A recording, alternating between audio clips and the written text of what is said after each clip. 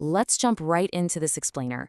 Over the span of roughly 1 week in June 2026, a handful of senior researchers at Google's AI lab, DeepMind, quietly updated their LinkedIn profiles. And honestly, that is all that happened on the surface. But the ripple effects, it was absolutely the most jaw-dropping corporate tech story of the entire year. In just 2 trading days, Alphabet, Google's parent company, lost $270 billion in market value. Let that sink in for a second. Wiped out. That is a number bigger than the entire market value of Nike, McDonald's, and Coca-Cola combined. And here is what brilliantly illustrates the sheer absurdity of the situation. That unprecedented financial wipeout happened because exactly 5 people decided to change jobs.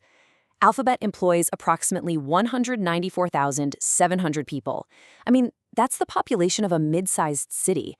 Statistically speaking, 5 people leaving should be completely meaningless. Section 1. The geniuses leaving Google. Google didn't just lose your everyday, regular employees here. Noam Shazira is off to OpenAI, John Jumper, Jonas Adler, Alexander Pritzel, and Arthur Konmai all left for Anthropic, and Denny Zhu quietly exited from Meta's superintelligence lab a bit earlier. Together, these departures covered reasoning, pre-training, biology, coding, and architecture.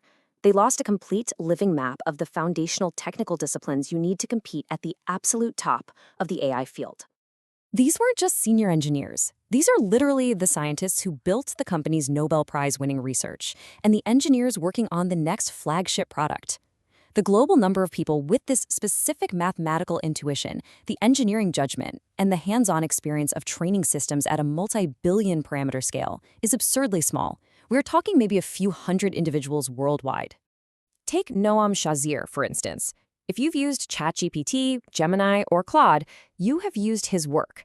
He co-authored the 2017 research paper titled "Attention is All You Need" that introduced the transformer architecture, which is, without any exaggeration, the single most important technical breakthrough behind the entire generative AI boom. Get this, Google actually paid an estimated $2.7 billion to essentially reacquire his talent just to get him back in the building. And now, 2 years later, he's walked right out the door for OpenAI. Or take John Jumper. This guy isn't just a respected researcher. He literally shared the 2024 Nobel Prize in Chemistry for cracking a 50-year grand challenge in biology with AlphaFold. AlphaFold was the definitive proof that DeepMind does world-changing science, computationally predicting protein structures and accelerating drug discovery all around the world. Losing the person who delivered on that massive promise to a direct competitor is just symbolically devastating. Section 2. Why everyone is leaving. This brings us to a massive question. Why would a Nobel laureate and the literal co-inventors of modern AI walk away from a company with effectively unlimited financial resources? Well, there are 3 colliding structural reasons driving this exodus, pulling the smartest people away at the exact same moment. And trust me, they all feed right into each other. First up, it's about the money, but not a simple salary. Companies like Anthropic and OpenAI offer an asymmetric financial opportunity through pre-IPO equity that a mature, publicly traded giant like Alphabet structurally cannot match. If you join a private company valued at nearly $100 billion and it eventually goes public, that early equity appreciates in a way standard stock units at Google simply can't replicate. There is just no massive IPO pop left to capture at a trillion-dollar company. Second, we have internal politics and friction over computing resources. Training these frontier models requires tens of thousands of specialized, extraordinarily expensive AI chips. Inside a massive company with nearly 200,000 employees, you are essentially competing against your own colleagues just to access the computers. The culture was described by one report as bureaucratic, sometimes bordering on sclerotic, and highly risk-averse. That deeply frustrates top researchers who just want to move fast and train massive models without navigating endless layers of organization. Third, there's a really deep research tension here. What do these scientists actually want to spend their careers building?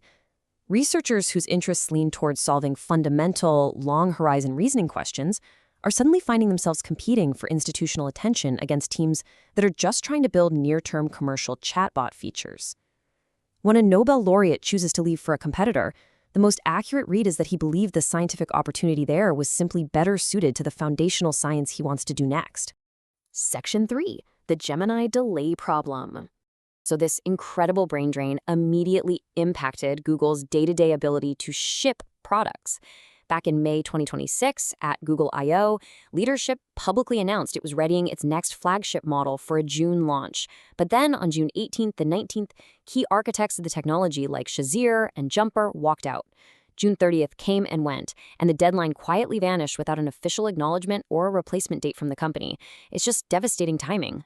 And what makes this even worse is why it was delayed. Google reportedly postponed the release to refine token efficiency, which is essentially how cheaply the model processes text, and long horizon task performance, meaning its ability to solve complex, multi-step problems without getting confused. They also needed major work on autonomous coding domains. These are genuinely some of the hardest unsolved problems in the field. And here is the absolute punchline. The exact areas where Gemini needs refinement are the precise specialties of the people who just left.